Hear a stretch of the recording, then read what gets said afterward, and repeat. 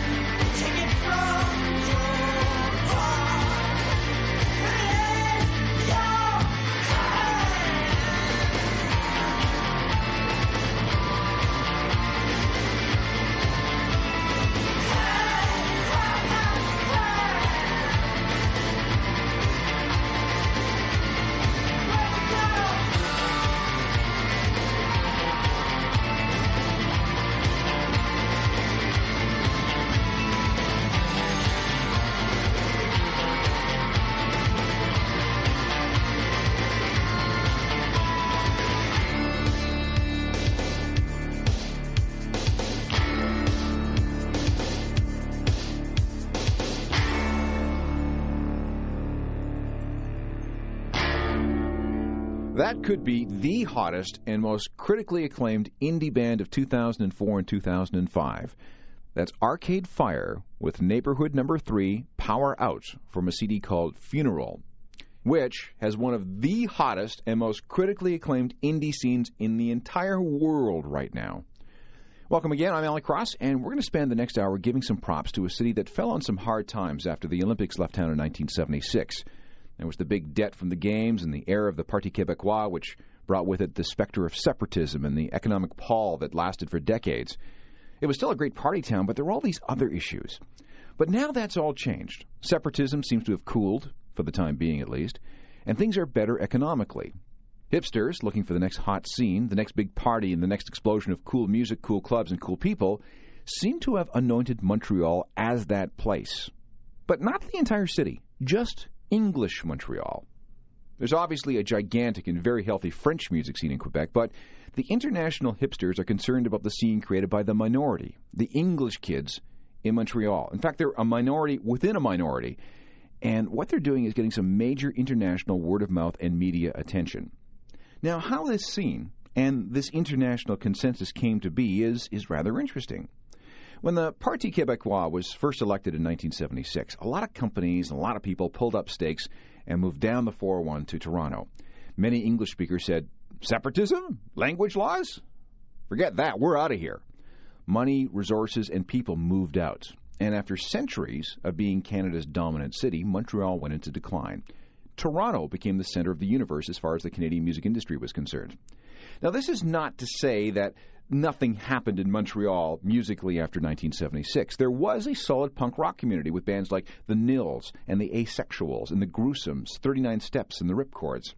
There were early alternative rock favorites like Rational Youth and Men Without Hats and The Box and Too Many Cooks. And then there were some French performers that briefly crossed over. Bundock and Mitsu are two that came to mind. Now, let me play you some music from that era. In fact, we'll go back to The Box. The Box were French speakers who broke through into the English rock scene across Canada. They cleaved off from Men Without Hats, believe it or not, in the early 1980s, and went through a series of name changes before settling on The Box in 1983. They started releasing records a year later and ended up with a couple of domestic hits during the New Wave era. Now, here's one from 1983. From Montreal, this is The Box with Must I Always Remember. It's early, I'm standing in the chill, where you dress, and there's a lady who waits, and I shiver, hoping it won't be long. There's that train headed my way, and I don't know where I'm going. Must I always remember?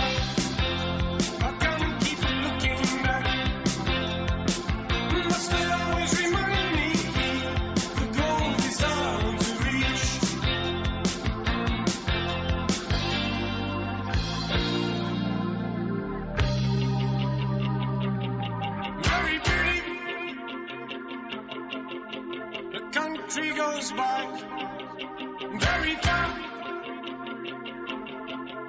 from where I used to be. I don't feel like dreaming anymore.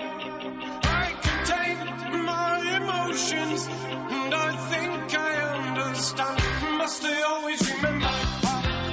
I can't keep looking back. Must I always remind?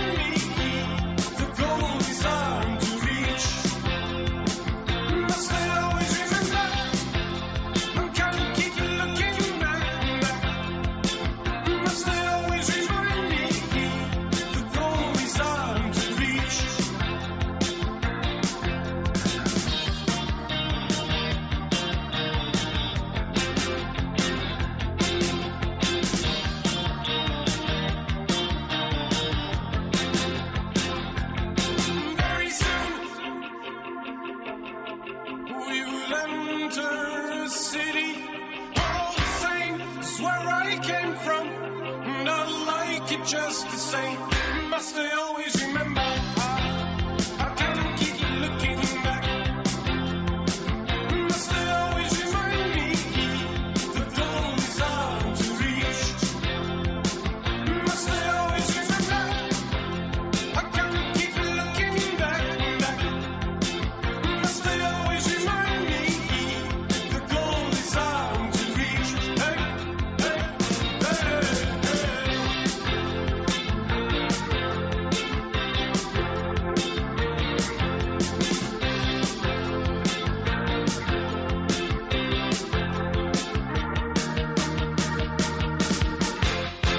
The Box, one of Montreal's biggest rock bands of the 1980s.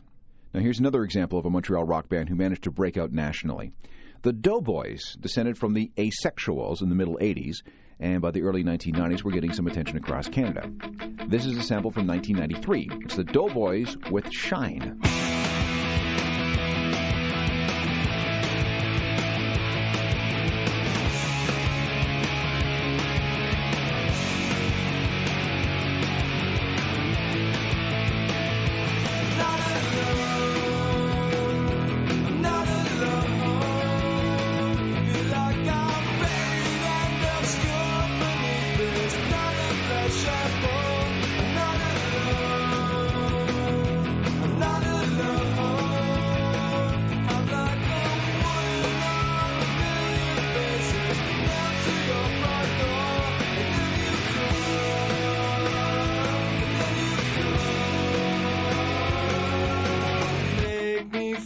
So bright, make me feel brilliant and so warm. It's like I shine. It's like I shine. It's like I shine. It's like I shine. It's like I shine. It's like I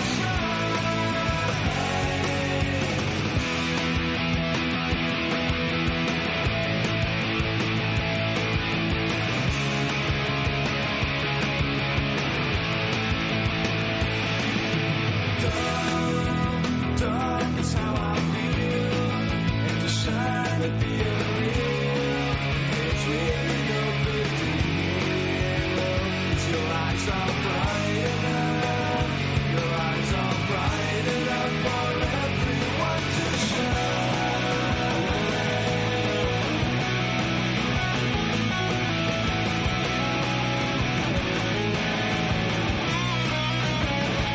It's like a shine. It's like a shine. It's like a shine. It's like a shine. It's like a shine. It's like a shine.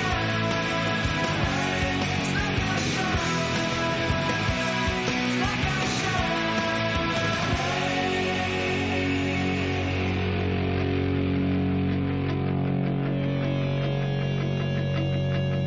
Montreal's Doughboys with Shine from their 1993 album Crush, which did okay across Canada and even in some pockets in the U.S. and Europe.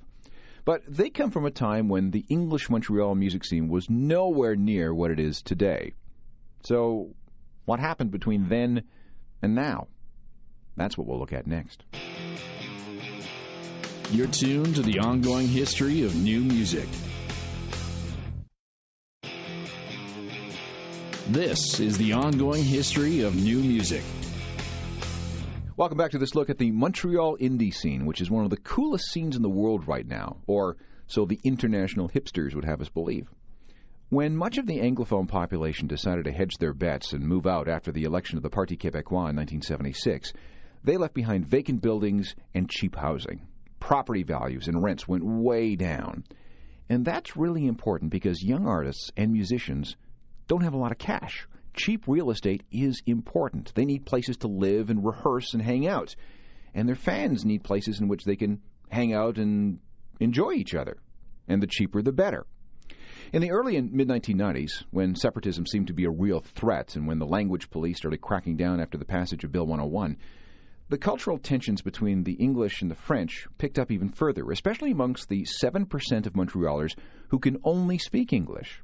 These people, and more specifically within that, English rockers, made up a tiny minority that was forced up against dominant French culture. English musicians became irritated by the fact that they couldn't get on local radio. They couldn't get gigs in a lot of local clubs. All the record labels that mattered were in Toronto. The ones that were in Montreal specialized in French-speaking acts. So in other words, the English rock musicians in Montreal felt as if they were the outsiders, the uncool, the disenfranchised. Well, okay, that's fine. A lot of cities have groups in the minority who feel excluded and pissed off. So what made Montreal different? Well, maybe it was the prevailing attitude. Montreal has always been known as a relaxed party town that enjoys its own attractive brand of hedonism that finds its home in parties and small clubs and lofts. There's also a more of a socialist and communal feel to life in Montreal, very European, which helps bring people together in interesting ways. And all this really attracts a certain type of person, you know what I mean? Add all this together and you get a small group of annoyed outsiders coming and working together in an atmosphere of tension and taking advantage of a funky atmosphere with cheap rent and where you can develop without any outside interference. These are near-perfect conditions for creating a new music scene, and it's exactly what we began to see in English Montreal through the last years of the 20th century and the first few years of the 21st. Now let's look at some of the major players in this scene, starting with Melissa Oftemar. Now Melissa is very Montreal. Her mother was one of the city's first rock radio DJs. If you're from the city, you may have heard of Linda Gabarau back in the day. And if you remember her, you may remember Melissa's father, Nick Oftemar, a newspaper columnist, sometime radio broadcaster, and an occasional politician. When Melissa was just a year and a half old, her mom took her to Africa, where they spent some time living in a hut of a friend who was out in the field studying chimpanzees. When she was older, Melissa went to a performing arts school called FACE, where she learned all about the trumpet and the piano and singing in a choir. In the early 1990s, she and her boyfriend formed a band called Tinker with Melissa on bass. One of the 6 or 7 shows Tinker played was as an opener for this new band from Chicago called the Smashing Pumpkins. Melissa and singer Billy Corgan became friends, and when Billy's friend, Courtney Love, needed a new bass player because the old one died, he recommended Melissa, and she joined Hole for the Celebrity Skin album. After Courtney became too crazy to work with, Melissa was asked to join the Smashing Pumpkins when Billy's old bass player was fired and subsequently nailed on drug charges. So let's sample some Pumpkins that feature Melissa on bass. This is called Untitled. Should I know what I'm missing? What's the stop? Look and listen. Feel love to be loved around.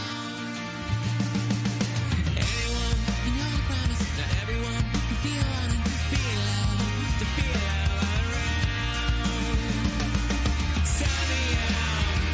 Give me speed. Let me be what I need. Yeah.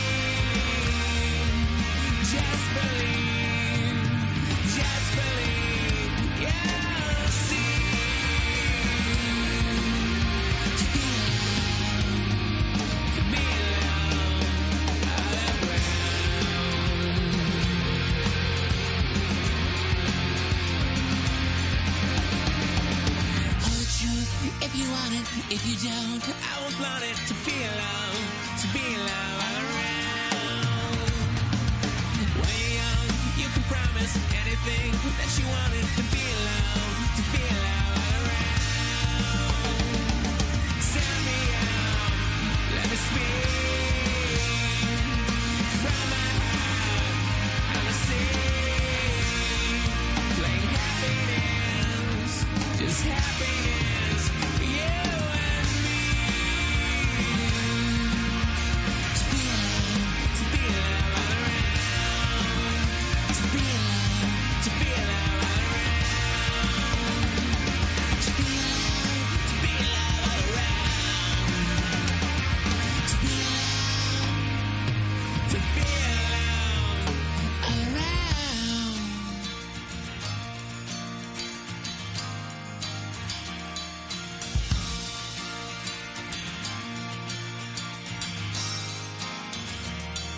I know you wish I hold it true to hide the things that trouble you. Tell me I'm out of reach. Let me speak on my peace. Just believe that you need.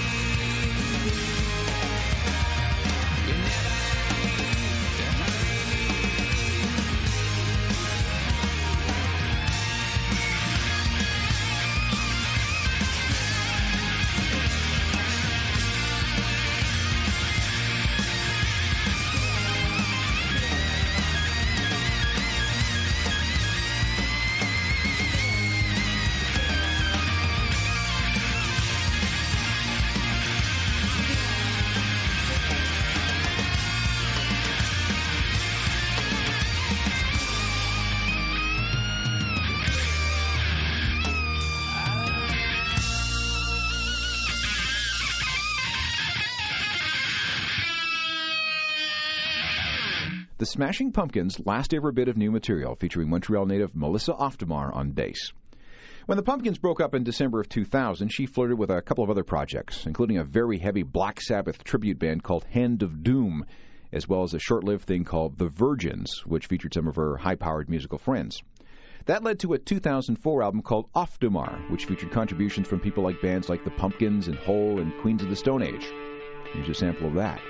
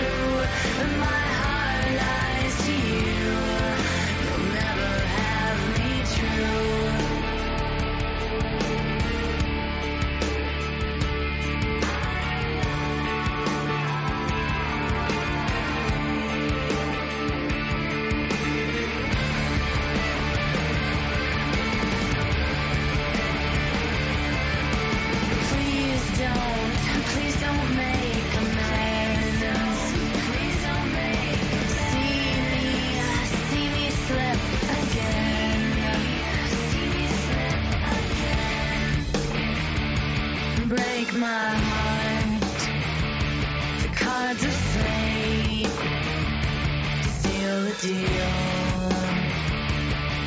My heart lies to you. I've fallen the waves to you. I counted to see it through, but my heart lies to you. You'll never have me true. I've fallen the waves to you. I'm counted to see it through. My heart lies to you. I'll never stay with you.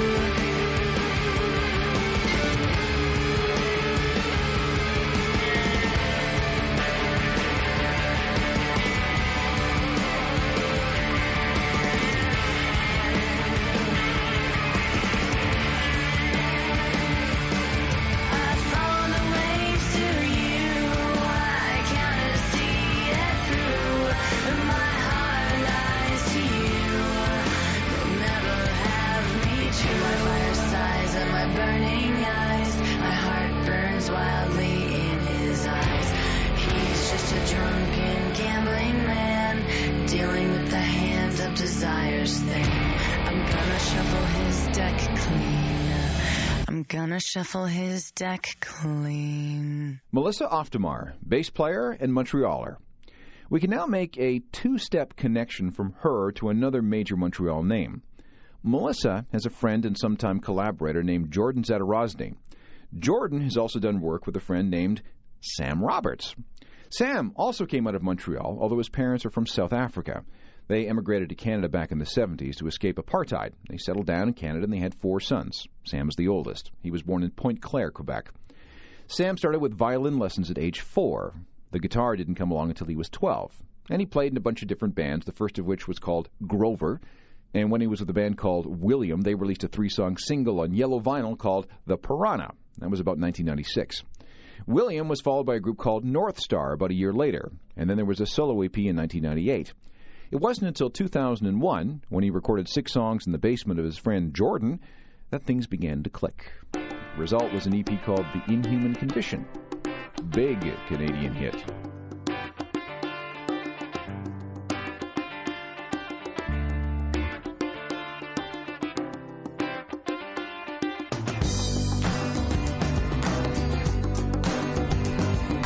We'll have to live, but we're doing it right. You see, come my brother down, 'cause there's nothing to me.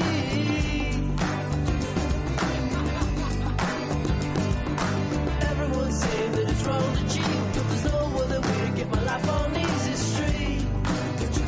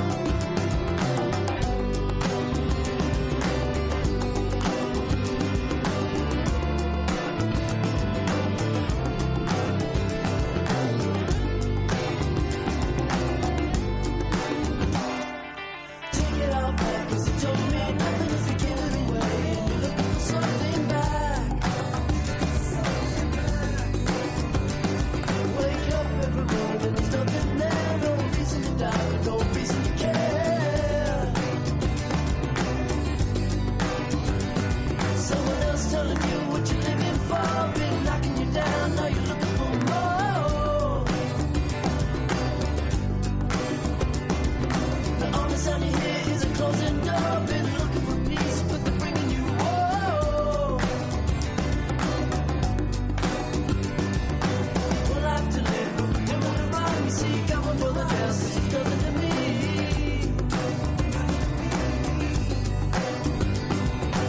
Rich man cry 'cause his money is high. Poor man's smiling 'cause he knows he ain't blind.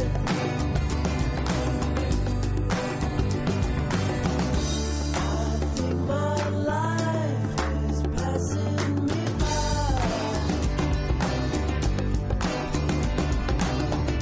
I think my life is passing me by.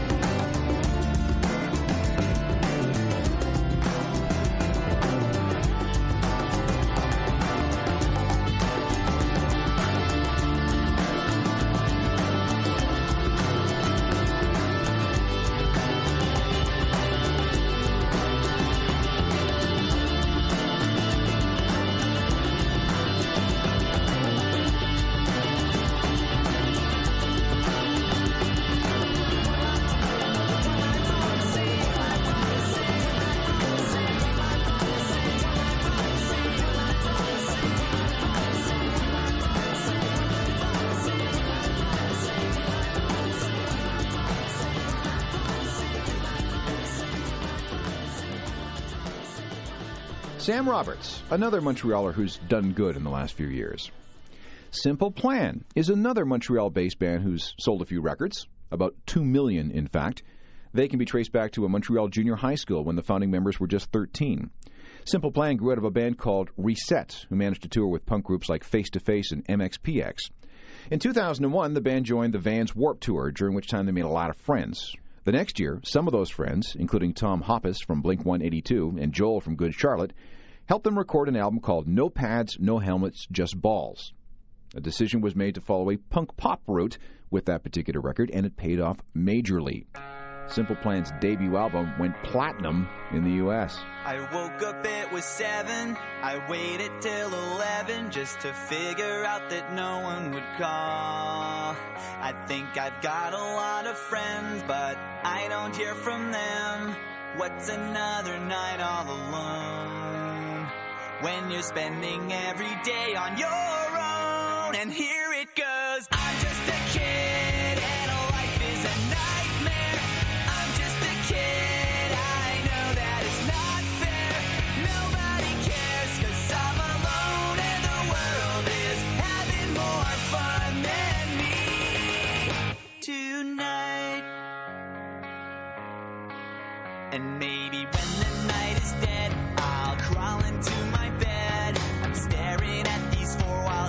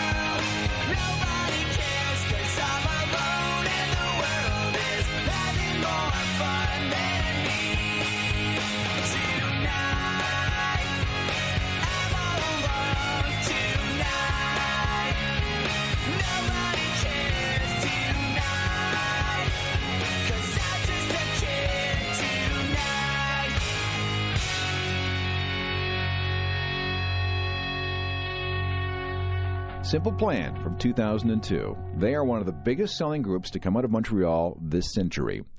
Hang tough, because when we come back, we'll run over a few more Montreal bands who are making some noise in the music industry right now. You're tuned to the ongoing history of new music. This is the ongoing history of new music. This is a brief look at some of the new rock that we've been given by Montreal and Montrealers over the years. And so far, we've been talking about some of the bigger names, most of which have had some major mainstream appeal. But let's just backtrack a bit. Ever hear of Godspeed, You Black Emperor? No? Well, they're a musical collective who have been deep into multimedia ever since they were formed in Montreal back in 1994. They make music that's very atmospheric and very orchestral and often very hypnotic. There can be 7, 8, 9 people in the group, plus a projectionist. Since they started, Godspeed has gained a small but very strong underground following around the world, including amongst those who are devoted to reading Wired magazine. They have no major label deal, no manager, and no formal press agent. Everything they do is completely self-financed, and whatever money they make is reinvested into things like several local clubs, a recording space, and their own indie record label. It's sometimes tough to make ends meet, but Godspeed is an inspiration to many other Montreal bands for the way they have 100% control of their career. Now, let me play you something from these guys. We can only play a portion of this track because, like a lot of Godspeed recordings, it goes on for about 20 minutes. This is from a 2000 album entitled Lift Your Skinny Fists Like Antennas to Heaven. And the track is Terrible Canyons of Static.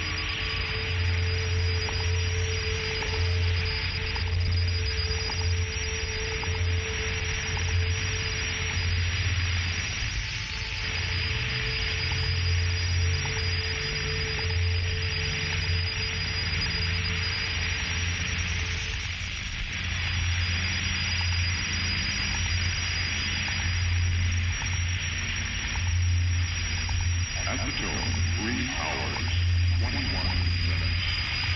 Coordinated Universal Time.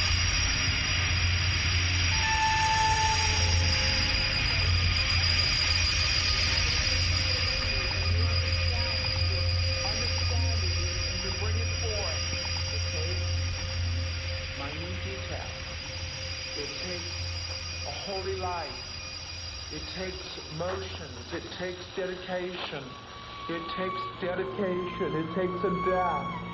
And only God can allow it. And you couldn't do it if you're not the seed of God. And so the path and the great corridors, these are corridors unto his perfection, that is, which the prophet, the Urim and Thummim, has penetrated, that through this great sea of blackness, that I penetrated through these corridors, and I went through that last segment where I went through these dark serpentines. I passed through that corridor where they sit, where they are. And when you penetrate to the Most High God, you will believe you're mad. You will believe you've gone insane. But I tell you, if you follow the secret window and you die to the ego nature, you will penetrate this darkness. Oh yes, there's many a man or woman that's been put in the sane asylum, and this has happened to them. And they're sitting there today. People think they're insane, but they saw something.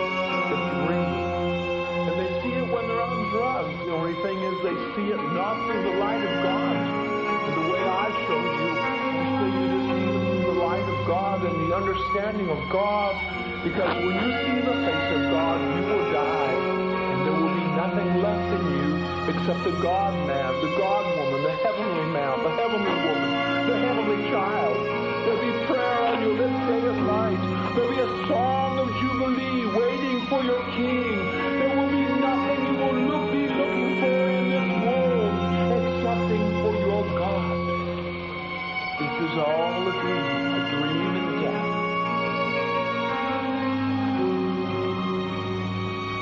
And so I went through that with you. I encountered hell, the great serpentines of the highest order. And I went through that when I showed you chart number 3. The question is asked in Urim and Thummim concerning the pit. This horrible pit of miry clay. In Urim and Thummim, you can ask me a question. If it's asked from the right being or the right soul out of Urim and Thummim, I can give you unspoken words that's never been spoken. It's not even in your Bible yet.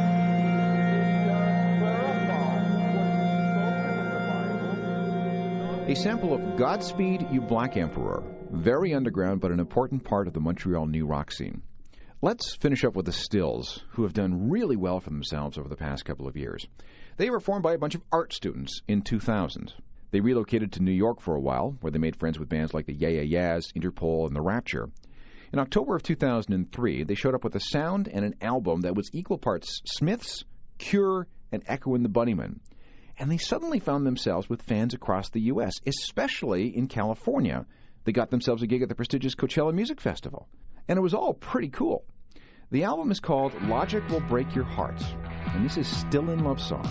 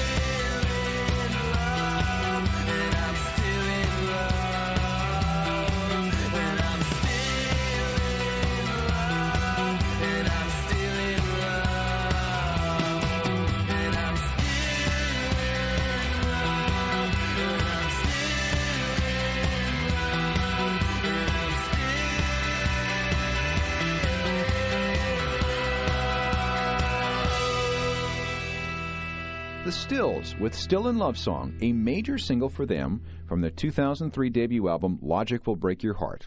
That CD has sold 100,000 copies in the U.S., which is certainly pretty damn good for a small, Montreal-based indie band. Oh, and just to show you how tight-knit the Montreal new music community can be, the Stills share rehearsal space with Sam Roberts, and the Deers, another solid Montreal band of whom you may have heard, work out in a room just down the hall. Back with some final words on the whole new rock thing in Montreal in just seconds. You're tuned to the ongoing history of new music. This is the ongoing history of new music. The Anglo rock of Montreal is enjoying some pretty good times and has been able to cross a bunch of different borders. The New York Times, Spin Magazine, Toro, and a bunch of other publications have all gone on record as declaring Montreal really cool. The scene seems to be self-sustaining and could get a whole lot bigger if the city manages to attract artists from outside the city.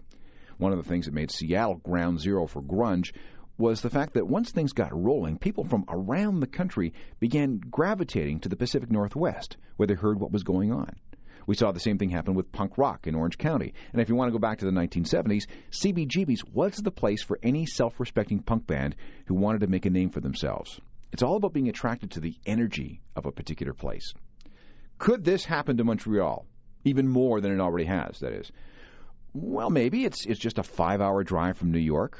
Airfares are cheap. Rents are still relatively cheap. And don't forget about government assistance. There are national programs like FACTOR. Now, FACTOR stands for the Foundation to Assist Canadian Talent on Records.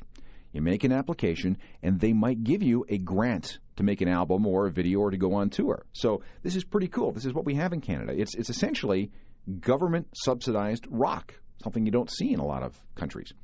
Meanwhile, gallery space in Montreal gets a nice tax credit, which makes it easier for artists to get exposure. And as we've seen, artists attract artists. Artists attract musicians. Musicians attract artists. So keep your ears open for new rock from Montreal. Besides the groups we've heard of in this show, here are some names to watch for. The Deers, Bionic, Chromeo, The Unicorns, Stars. Who knows what they may do? Technical production for this show is by Rob Johnston. I'm Alan Cross. You've been listening to The Ongoing History of New Music, a Deep Sky production.